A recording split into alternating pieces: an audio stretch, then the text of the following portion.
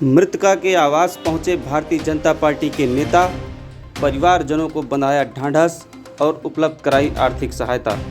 वहीं उन्होंने कहा, जब तक परिवार को न्याय नहीं मिल जाता तब तक हम परिवार के साथ खड़े रहेंगे। आपको बता दें कि अभी 2 सप्ताह पूर्व ही संजय गांधी अस्पताल मुंशीगंज में डॉक्टरों की लापरवाही से एक 23 वर्षीय विवाहिता की मौत हो गई थी, जहां पे एनेस्थीसिया का ओवरडोज देने का आरोप लगा था।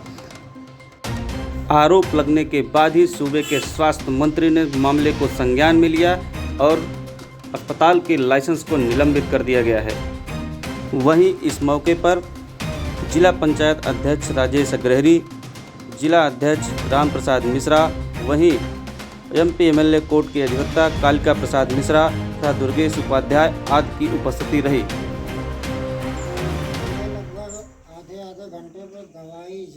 साथ हमारे नगर पालिका अध्यक्ष प्रतिनिधि भाई दीपक जी भी हैं। दीदी से हम लोगों की वार्ता हुई और गांव के लोगों से प्रधान जी ने हम लोगों को बताया कि बहुत ही गरीब परिवार है। दिव्या शुक्ला 22 साल उम्र थी, उनके पति अनुज शुक्ला हैं जो प्राइवेट कंपनी में घर से दूर जाकर रोजी रोटी के लिए संघर्ष करते हैं। इनकी पत्नी को एक मामूली पथरी का ऑपरेशन होना था। संजय गांधी अस्पताल गए, इनसे अधिकतम पैसा वसूला गया। इनके अनुसार 70-70 हज़ार रुपया लगा और इन लोगों ने ओवरडोज एनेस्थीसिया दिया। अकुशल जिनके पास डिग्री और क्षमता नहीं है, ऐसे लोगों से उपचार कराया। जब इनकी पत्नी मरणासन हो गई तो उसकी बॉडी को निकालने के लिए एक फरेब रचा कि हम डॉक्टर की टीम के साथ तुमको लखनऊ भेजेंगे और वहाँ इसका इलाज करवाएंगे, उसका सारा खर्चा अस्पताल देगा।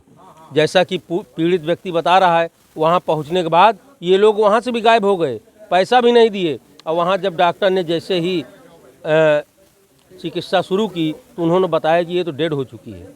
आप बताइए, इतना जघन्य और इतना करुणादायक कार्य जिस तरीके से संजय गांधी अस्पताल प्रबंध समिति ने किया, प्रबंध कमेटी ने किया है, यह मानवीय समाज से, मानवीय दृष्टिकोण से कहीं भी ठीक नहीं है।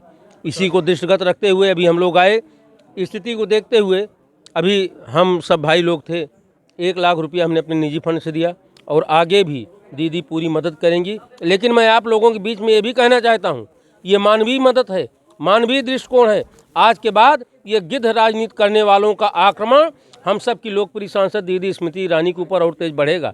लेकिन हम लोग इससे विचलित नहीं हैं, हम सब समाज के साथ हैं और ऐसी घटना और किसी गरीब परिवार के साथ ना हो, इसके लिए हम सब एकजुट हैं। सपा और कांग्रेस पूरी तरह से मैदान में उतर चुके और लगातार मांग कर रहे हैं। आप बेहतर तरीके से जान रहे हैं कि ये सब एक हैं, आवाज से नहीं, 25 साल से एक हैं। अगर ये इसी लायक होते तो 670 रुपये साल का 64 बीघा की जमीन जो लिया है, सपा कांग्रेस इन्हीं की सरकारें थी, क्यों नहीं मेडिकल कॉलेज ये अब तक डेवलप किए? और हाई कोर्ट ने इसी आधार पे इनको कोई राहत नहीं दिया और इनको मुंह की खानी पड़ी है। ये कहते हैं फ्री इलाज करते हैं। पथरी का ऑपरेशन किसी भी प्राइवेट नर्सिंग होम में आप चले जाइए, 20-25 हज़ार रुपये में उसका इलाज हो जाता है। यहाँ 70 हज़ार खर्चा करने के बाद भी मरीज बचा नहीं और किसी वो सीरियस बीमारी से ग्रस्त नहीं था, एक मामूली ऑपरेशन था।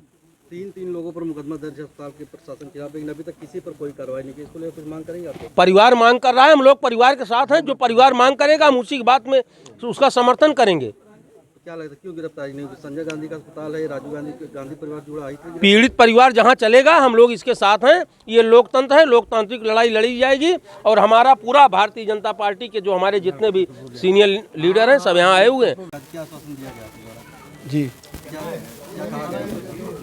आप देखिए, ये भी परिवार जो पीड़ित परिवार हैं, जिनकी पत्नी ख़त्म हुई है, उन्होंने जो स्टेटमेंट दिया है, जिस तरह से बताया है, उससे बहुत दर्द हो रहा है कि वो जब एनेस्थीसिया का ओवरडोज हो गया उसके बाद भी पीड़ित से पैसा जमा कराते रहे अस्पताल वाले। अस्पताल प्रबंधन पे वास्तव में FIR होना चाहिए और पीड़ित परिवार के साथ भारतीय जनता पार्टी दीदी स्मृति ईरानी जी का निर्देश हुआ है, सब लोग एक साथ खड़े हैं, पूरा समाज खड़ा रहेगा। इस तरह से अस्पताल की जिस तरह से दुर्व्यवस्था है कि आदमी मर गया उसके बावजूद भी पैसा उसे जमा कराए, यहीं आप उसी के दरवाजे पे है। जिस तरह का स्टेटमेंट दिया है आप देख लीजिए। सब लोग निर्देश पर कुछ आर्थिक सहायता दी गई? जी, आर्थिक सहायता हमारे जिला पंचायत के माननीय अध्यक्ष श्रीमान राजेश मसाला जी ने दीदी के निर्देश पर भी 1 लाख रुपए की सहायता उनको नकद में दिया है। तो डीएम को एक एप्लीकेशन जहाँ जिलाधिकारी को हम लोग इनके पीड़ित के पक्ष की तरफ से एक ज्ञापन देंगे जो महामहिम राज्यपाल को जिलाधिकारी के माध्यम से जाएगा, जिसमें इनको निकटतम इनके परिजन हैं उनको 1 करोड़ की मुआवजा राशि दें और एक परिवार को पीड़ित पक्ष से नौकरी दें।